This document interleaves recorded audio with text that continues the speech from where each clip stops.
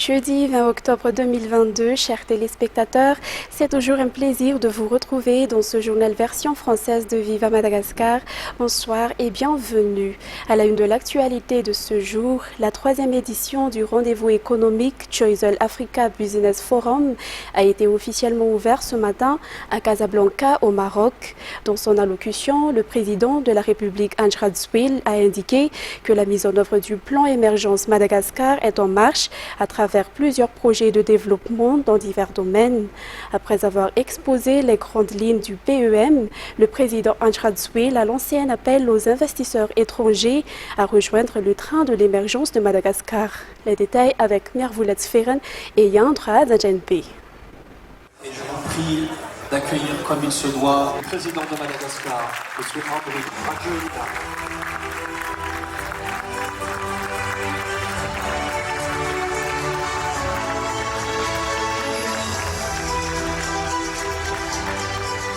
Le changement de stratégie dans le domaine de l'énergie est une priorité pour le développement de Madagascar, selon le président de la République, dans son allocution lors de la cérémonie d'ouverture de Choiseul Africa Business Forum, tenue à Casablanca au Maroc.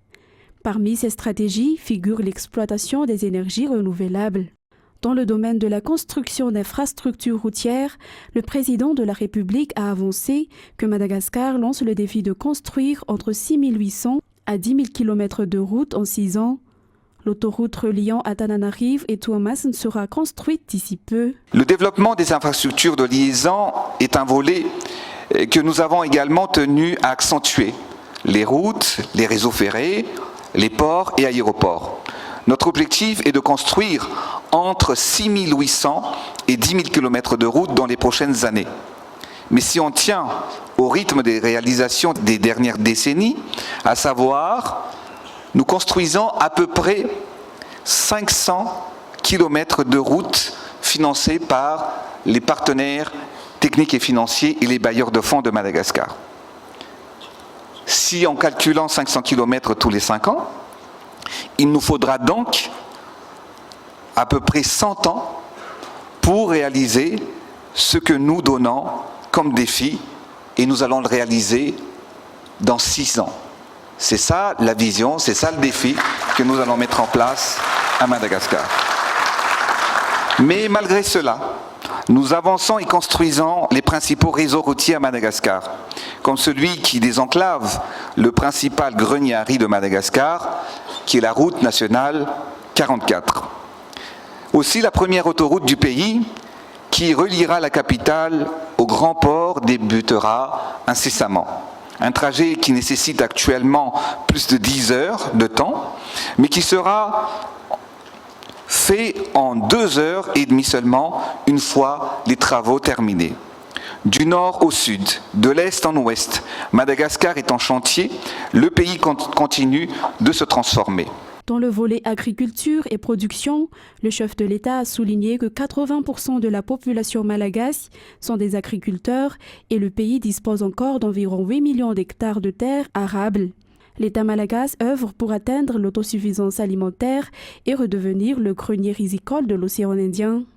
Nous œuvrons pour atteindre l'autosuffisance alimentaire et redevenir le grenier risicole de l'océan Indien que nous étions dans les années 70-80. Cette ambition est réelle et pour ce faire, nous avons besoin de l'expertise de tous et surtout des industriels. Madagascar comprend aujourd'hui 8 millions d'hectares de terres arables. Ce n'est donc pas l'espace qui manque, mais le potentiel de la grande île, comme vous le savez, est vaste, est immense. Vous savez, un bon père de famille est celui qui subvienne aux besoins de ses enfants. Et un bon chef d'État est celui qui s'assure que son peuple mange à sa faim. Nous avons tout pour l'exportation de nos produits agricoles, vu la position géographique de Madagascar, qui nous permettrait d'exporter dans les régions océan Indien et également vers d'autres zones géographiques. Par ailleurs, l'industrialisation est un secteur incontournable en parlant de développement, surtout après la situation mondiale ayant contraint chaque pays à la production locale pour combler les besoins de sa population.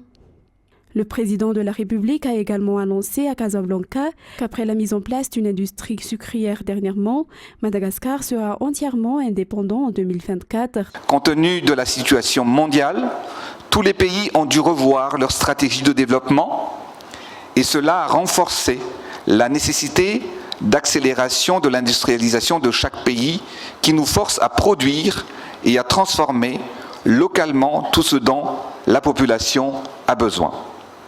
Les pays qui ont pu amortir le choc de ces crises sont ceux qui ont un tissu industriel fort.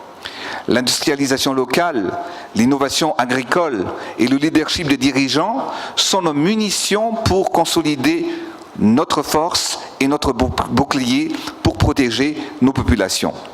La mise en place d'une usine de sucrerie à Madagascar témoigne notre volonté d'autonomisation pour Madagascar et c'est avec fierté que je peux annoncer qu'en 2024, nous serons totalement indépendants en ce qui concerne la production de sucre dans notre pays.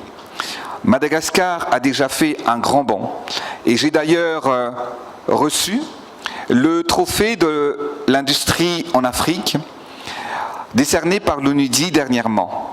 Dans cette optique, le président Adjradzuel a lancé un appel aux investisseurs étrangers à venir monter dans le train de l'émergence de Madagascar. Notre population est pacifique, volontaire et dynamique. Madagascar est résolument décidé à prendre part à l'essor panafricain et émerger comme un territoire d'opportunités d'affaires à forte croissance et d'investissement. Nous avons un potentiel incontestable à devenir un grand pays dynamique. C'est pourquoi l'État malagasy, pour faciliter et d'accompagner la mise en œuvre des projets dans un climat d'affaires, invite tous ceux et celles qui veulent monter dans ce wagon ou train pour atteindre l'émergence de Madagascar. Sachez que vous êtes les bienvenus à Madagascar et je forme le vœu que Madagascar fasse partie de vos projets et soit le témoin de vos plus belles réussites. À chacun de trouver une opportunité d'affaires gagnant-gagnant. Il convient de rappeler que le président de la République Adjradzuel est l'invité d'honneur de cette édition 2022 du Choice Africa Business Forum. Des groupements patronaux et capitaines d'industrie participent massivement à cet événement économique qui, pour la première fois, s'est tenu en Afrique après les 2 précédentes éditions à Nice, France. Le Choice Africa Business Forum est placé sous le haut patronage du roi de Maroc Mohamed V, qui a été représenté par le chef du gouvernement lors de la cérémonie d'ouverture. Et Madagascar dispose de nombreuses ressources et d'une population majoritairement jeune. C'est dans cette optique que les 11 panélistes du Forum Invest in Madagascar se sont impliqués pour inciter les investisseurs étrangers à venir à Madagascar. Ce forum a intéressé les acteurs économiques de tout horizon venus au Choice Africa Business Forum. La présence du président de la République malagasy et de son épouse lors de cet échange a également garanti l'implication de l'État malagasy dans les secteurs économiques pour le développement du pays. et Yandra Azajenpe.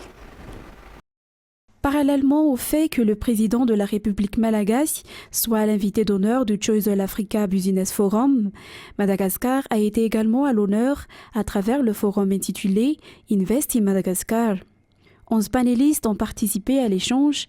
Ils sont issus du secteur public et privé.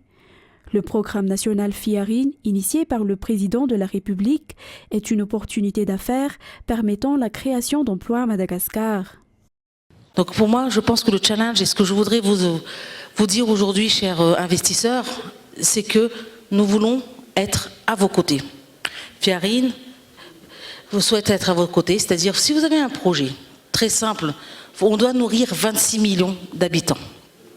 Nous sommes très très loin de l'autosuffisance alimentaire. Nous avons un gap de 500 000 tonnes de riz par an. C'est très important. Nous avons un gap de 110 000 tonnes de sucre. Nous avons un gap de 180 000 tonnes de lait.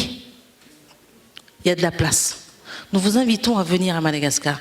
Nous sommes prêts à vous aider à travers les agrégations, à travers les coopératives, vous mettre à votre disposition les matières premières nécessaires et vous venez avec votre usine, vous installez votre usine et on travaillera ensemble pour pouvoir nourrir les 26 millions d'habitants dans un premier temps, mais dans un deuxième temps, il a été mentionné tout à l'heure, nous faisons partie du COMESA, nous faisons partie de la SADC, nous faisons partie de la COI, des éléments et un organisme très important que nous pouvons aussi fournir. Madagascar, c'est 8 millions de terres arables. On a été gâtés, comme on a dit, par rapport à la nature, par rapport au tourisme, mais nous, on a été aussi gâtés par rapport à la nature, par rapport à l'agriculture.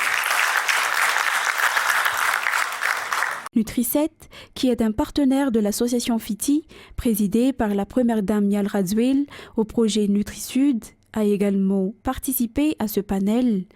La lutte contre le kéré dans le Sud, qui représente également une opportunité aussi bien humanitaire et économique. On est présent à Madagascar depuis plus de 10 ans avec notre partenaire, le groupe Bazan, donc qui fait partie de ce réseau-là. Et depuis 2 ans maintenant, grâce à un partenariat avec la Fondation Mérieux et l'association FITI, on a pu créer une usine de compléments nutritionnels à Fort-Dauphin pour répondre aux besoins dans les cantines scolaires. Alors, les 3 points, si je devais en choisir, c'est que bien que ça ait été dit, il y a encore beaucoup de choses à faire. Il y a un vrai tissu industriel qui est déjà présent à Madagascar et une culture des affaires. Donc, investisseurs, quand vous venez, vous arrivez, vous avez des vrais entrepreneurs en face de vous. Alors oui, à l'image du président, des forts négociateurs, mais c'est vraiment pour le bien du pays.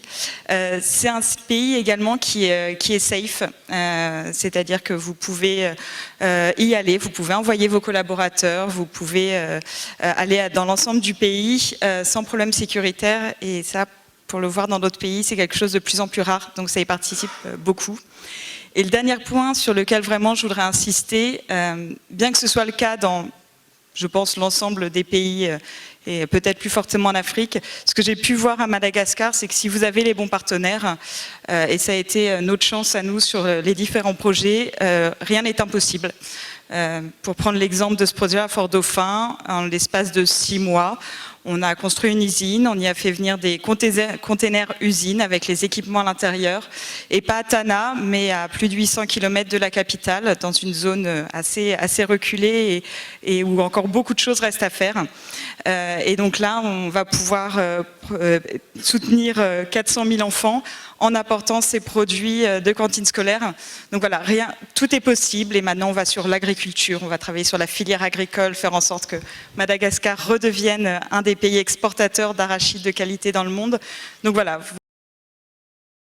Les représentants du secteur privé, quant à eux, ont confirmé qu'entreprendre à Madagascar n'est pas difficile.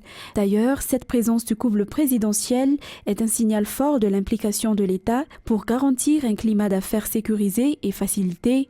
À part les potentiels investisseurs directs, les membres de la presse, non seulement marocaine, mais de tous azimuts, sont aussi venus nombreux à ce forum sur l'investissement à Madagascar. Concernant toujours le voyage du président de la République de Madagascar au Maroc, Maroc et Madagascar sont particulièrement liés par une relation historique du fait que le roi Mohamed V s'est exilé à Madagascar en 1954. Cette relation se poursuit jusqu'à aujourd'hui à travers la construction de grandes infrastructures dans la région Vakna-Karach. Le chef du gouvernement marocain l'a d'ailleurs confirmé en soulignant que Madagascar figure parmi les pays ayant d'excellentes relations avec le Maroc. Toujours avec Miarvoulet Feren et Yandra Djenbe. La coopération maroco-malagasy ne se limite pas au domaine économique. Les 2 pays sont fortement liés par l'histoire. Mis à part le fait que le roi Mohamed V s'est exilé à Antirabé en 1954, cette ville du Vakna-Karach est également le lieu de naissance de sa fille, la princesse Lala Amina. Cette relation se poursuit et se raffermit davantage aujourd'hui à travers la construction d'importantes infrastructures dans la région Vakna-Karach. Vous savez, à chaque visite au Maroc, je suis empli d'émotions. Je me rappelle les relations historiques qui lient nos 2 pays, le Maroc et Madagascar. Comme nous le savons, Sa Majesté le roi Mohamed V a été accueilli à Madagascar comme chez lui durant sa période d'exil. Et d'ailleurs, la princesse Lala Amina a vu ses jours à Madagascar en 1954. Elle a fait ses premiers pas à Antsirabe, qui se trouve à 160 km de la capitale, qui est aussi ma ville natale. Ce souvenir demeure encore aujourd'hui dans nos cœurs. Les générations se suivent, mais l'histoire se perpétue.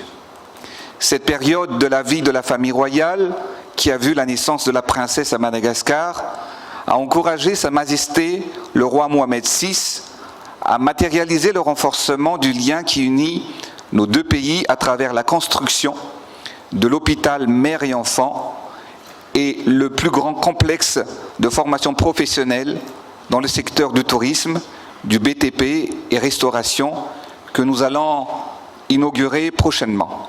Le chef du gouvernement marocain a également évoqué cette importante relation avec Madagascar, qu'il a d'ailleurs qualifiée d'excellente.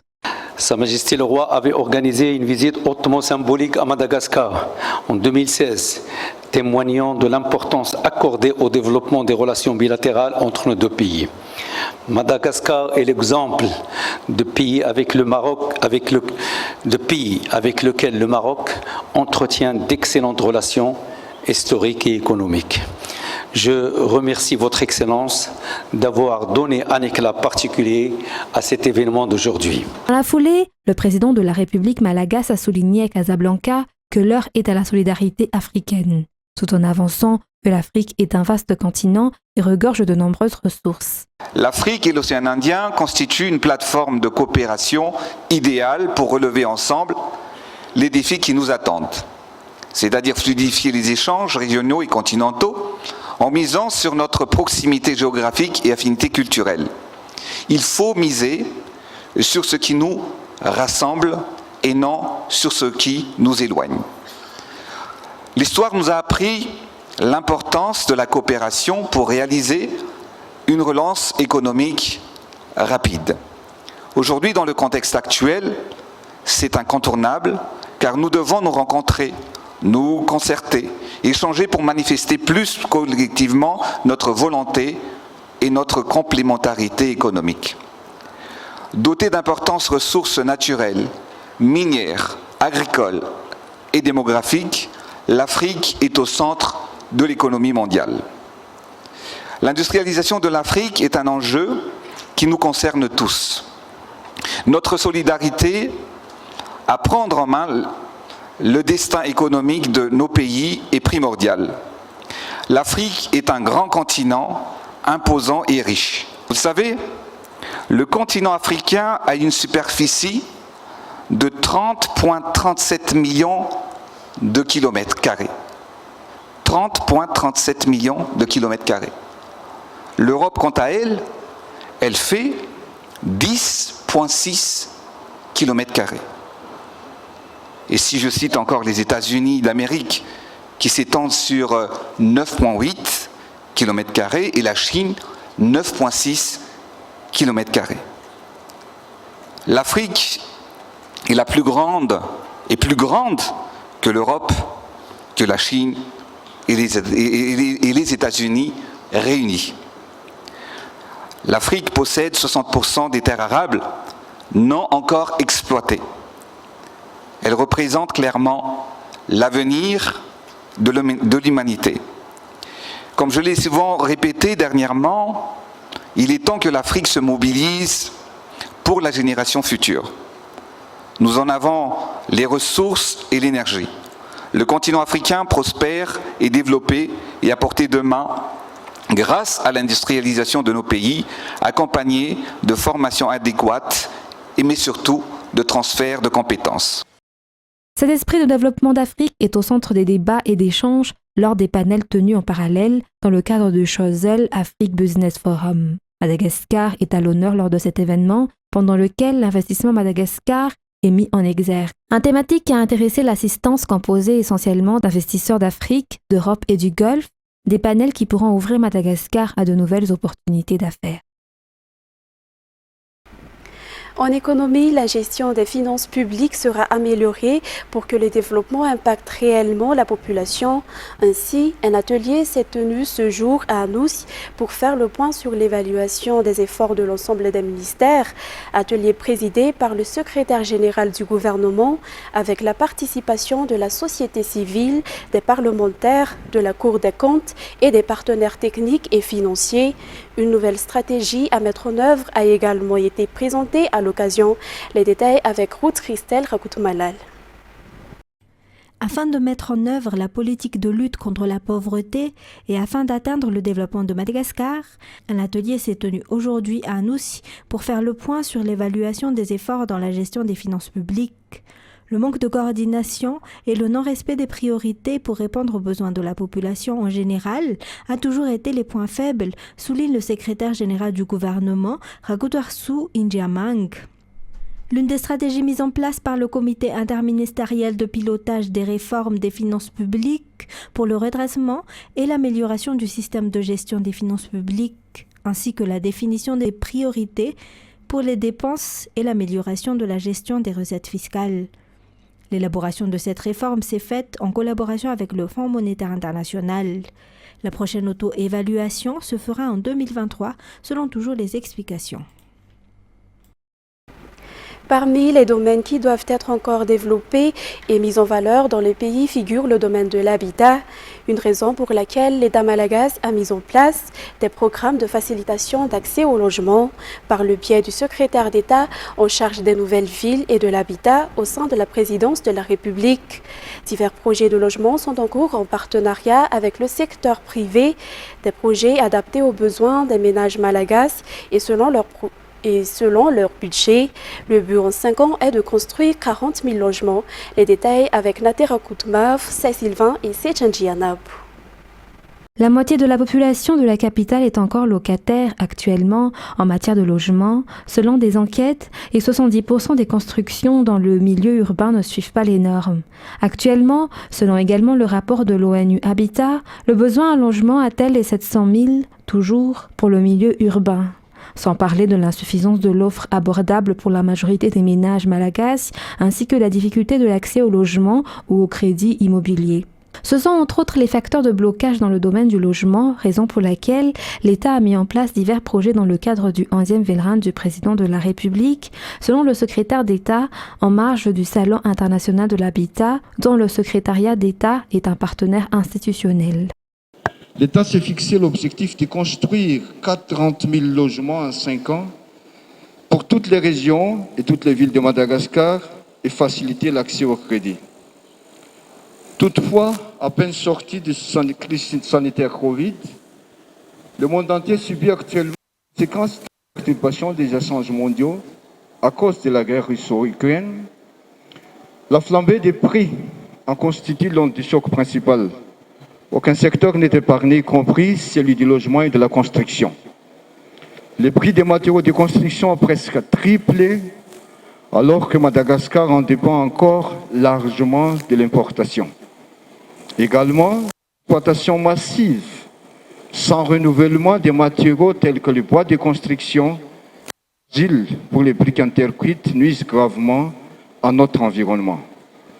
Ce changement de contexte, ça nous impose le défi de devoir construire moins cher tout en restant dans les normes de qualité et dans la préservation de l'environnement.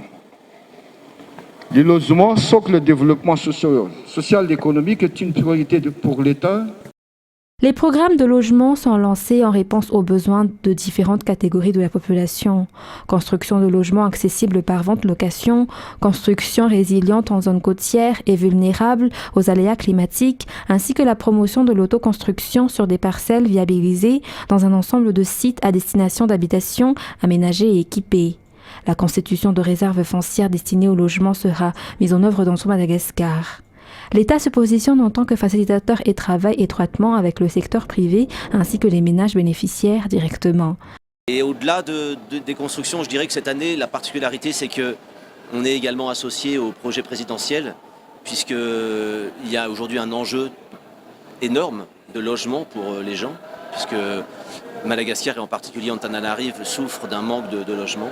Et on a pu voir sur le stand du ministère du secrétariat de la ville tous les projets qui sont en train de naître pour trouver des logements de qualité et des logements bon marché. Donc c'est une nouveauté puisque c'est une problématique nouvelle en fait à Madagascar de réussir à construire des nouvelles villes pour pouvoir loger décemment la plupart de ses habitants.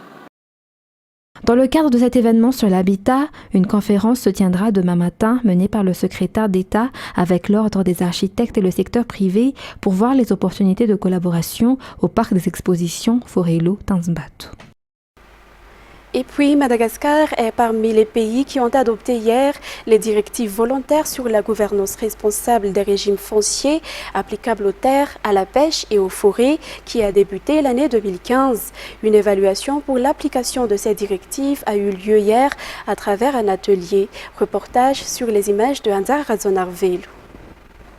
Les directives qui ont pour objectif l'amélioration de la gouvernance foncière en fournissant des indications et des informations sur les pratiques acceptées au niveau international pour mettre en place des systèmes de droit relatifs à l'utilisation, à la gestion et au contrôle des terres, des pêches et des forêts. Il existe également le renforcement des capacités et le mode de fonctionnement des organismes d'exécution, des autorités judiciaires, des collectivités locales et de toute personne concernée par la gouvernance foncière et la promotion de la coopération entre ces divers acteurs selon les explications. Il a été abordé durant cet atelier le projet de mise en place d'une plateforme de dialogue national. Une plateforme qui permet aux divers acteurs de discuter des législations ou autres cas pratiques d'application de loi ou non. Je vais préciser que cette initiative est importante pour nous d'être à Madagascar pour ce dialogue parce que Madagascar était parmi les tout premiers pays à domestiquer les directives volontaires à partir de 2015, juste 3 ans après leur adoption. Et pour marquer les 10 ans, Madagascar a été aussi choisi parmi les pays où nous avons procédé à cette évaluation-là, qui a lieu dans 12 pays d'Asie et d'Afrique majoritairement, comme le Cambodge, le Laos, le Cameroun, l'Ouganda ou le Malawi. Il y en a comme ça 12. Et Madagascar, cet atelier qui s'inscrit dans la logique des 12 autres ateliers qui vont se dérouler à travers l'Afrique et le monde, va nous permettre de faire le point vraiment sur la domestication, l'internalisation et l'appropriation des principes des directives volontaires à Madagascar. Il y a des avancées qui ont été significatives, il y a des points qui peuvent être améliorés.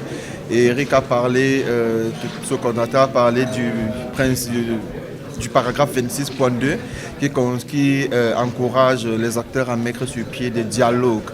Des plateformes et des cadres de dialogue multi-acteurs afin de faire avancer les questions de gouvernance foncière au niveau national, régional et à l'échelon local et communautaire. Cet atelier qui a été effectué hier était sous le pilotage du ministère de l'Aménagement du Territoire et des Services fonciers et a vu la participation de divers acteurs œuvrant dans les travaux d'amélioration de la gouvernance des régimes fonciers, des pêches et des forêts à Madagascar. Sur le projet Lalanquil, 22 Fouctans du 6e arrondissement ont bénéficié du projet de réhabilitation des ruelles en 3 ans. La réception définitive des infrastructures s'est terminée ce jour dans le quartier d'Ambouimanjous, Betaf, Ambouimiadanatsim. Les autres Fouctans qui n'ont pas encore bénéficié du projet peuvent encore postuler, selon le député IRD élu dans le 6e arrondissement.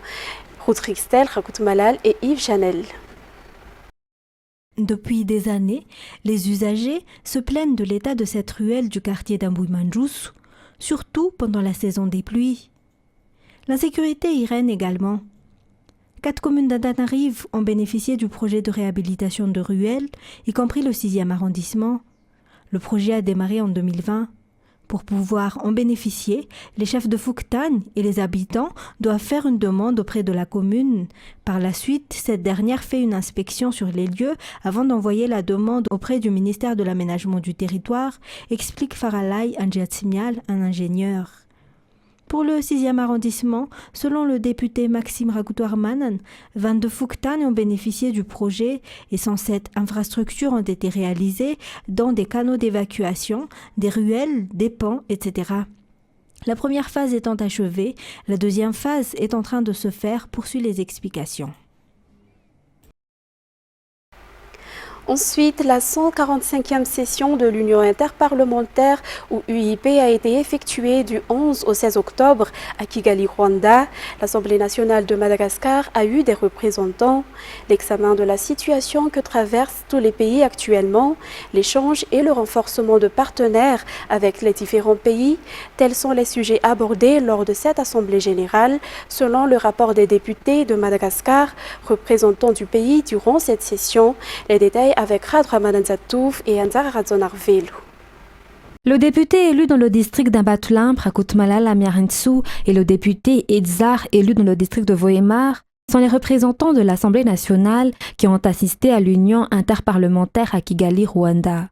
Selon les rapports de ces derniers jours, la guerre entre la Russie et l'Ukraine ainsi que le changement climatique sont les deux sujets les plus importants évoqués lors de cette Assemblée générale. Le sujet concernant les effets indésirables que le changement climatique peut provoquer à Madagascar a été abordé particulièrement selon les rapports. À travers la déclaration des délégations malgaches, le président rwandais a souligné que le partenariat entre Madagascar et le Rwanda se poursuivra. Des projets sur l'énergie renouvelable et la construction des hôpitaux auront lieu prochainement. Cette réunion internationale qui portait sur le thème « Égalité des sexes et parlement sensible au genre, moteur de changement pour un monde plus résilient et pacifique ». Dans un tout autre sujet, les habitants du quartier d'Amboudensouch se plaignent de l'insécurité, notamment les vols et les pickpockets qui y règnent actuellement.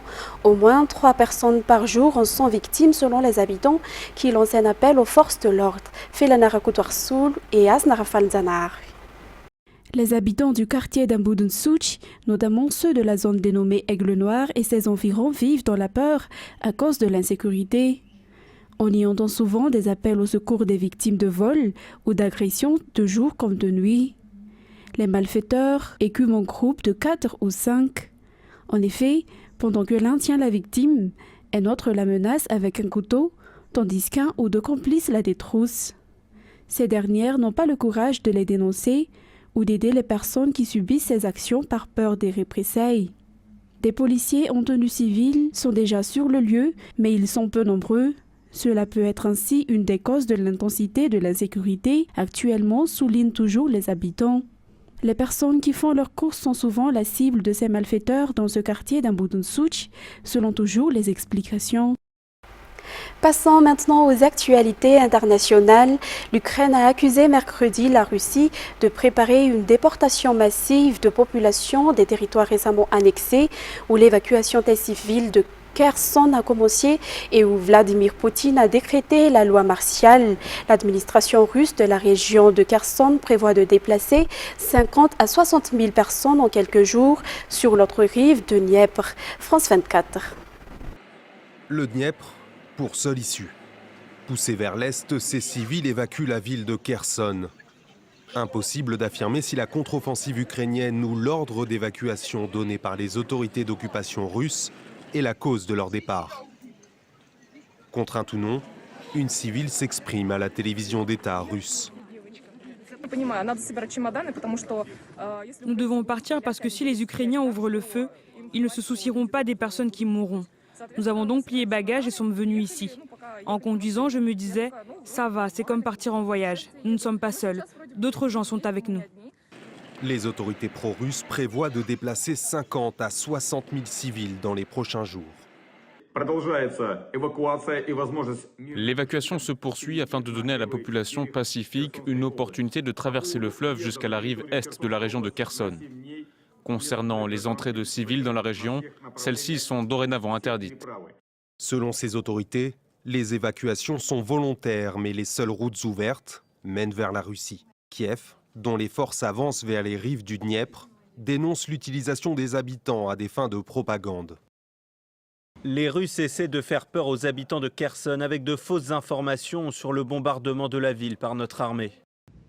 Moscou affirme que 5 millions de personnes ont déjà quitté les régions ukrainiennes annexées, direction la Russie. De son côté, Kiev espère reconquérir Kherson, 300 000 habitants avant la guerre, et ses importants sites industriels avant l'hiver. Ensuite, la Russie et l'Iran ont fermement démenti mercredi à l'ONU toute fourniture par Téhéran de drones armés à Moscou dans sa guerre en Ukraine, tandis que l'Union européenne a promis des prochaines sanctions contre la République islamique, toujours avec France 24. Se cacher en attendant la fin des bombardements. Dans ce passage souterrain de Kiev, la scène est devenue quotidienne, presque banale, un abri bienvenu face à la reprise des raids aériens menés par les forces russes. Selon les règles de l'entreprise pour laquelle je travaille, il faut descendre par sécurité. Et nous sommes ici depuis environ 3 heures. En perte de vitesse sur le terrain militaire, l'état-major russe cible des infrastructures stratégiques à l'approche de l'hiver. Avec ces outils, ces drones Shahed d'origine iranienne dont des débris figurent sur ces images. Des armes légères, peu coûteuses et programmées pour atteindre un objectif défini à l'avance, mais que l'armée ukrainienne parvient régulièrement à intercepter selon le président Zelensky.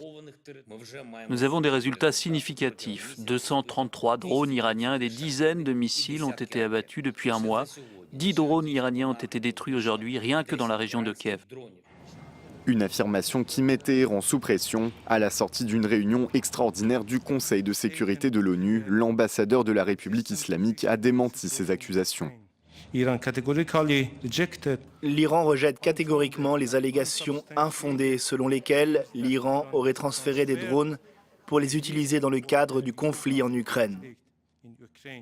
À Kiev, la rupture des relations diplomatiques avec l'Iran est à l'étude. L'Union européenne, qui dit avoir des preuves de l'utilisation d'armes iraniennes en Ukraine, prépare une batterie de sanctions dont le contenu sera révélé avant la fin de la semaine. Et à Tchad, les habitants à Walia, quartier pauvre de Djamena, essuient de lourdes pertes après les inondations.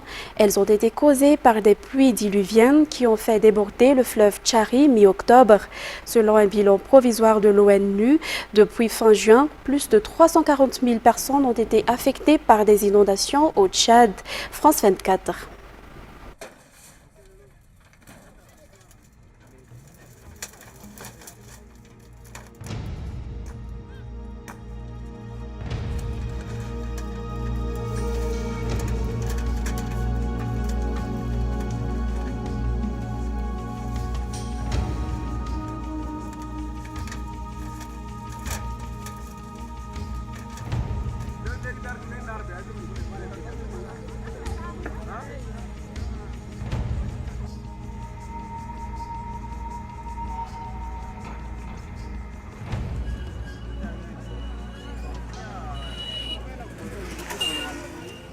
La maison s'est écoulée même sur l'autre, sur nos effets.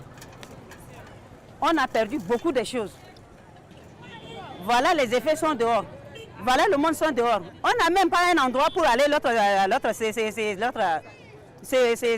aller se loger. On n'a même pas de l'argent. Même la nourriture qu'on a, tout est parti. Donc, c'est à eux maintenant de voir comment on est.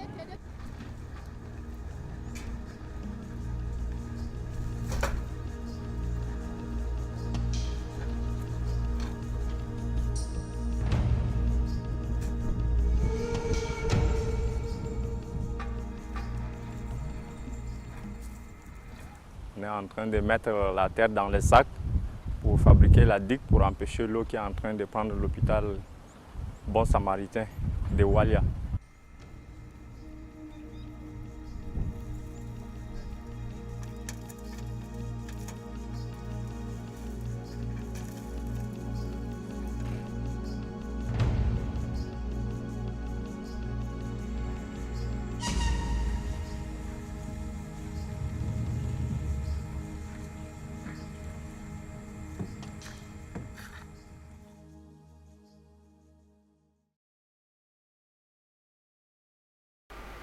Mesdames et messieurs, fin de cette édition. Je vous remercie de l'avoir suivi jusqu'à la fin. Excellente soirée avec Viva.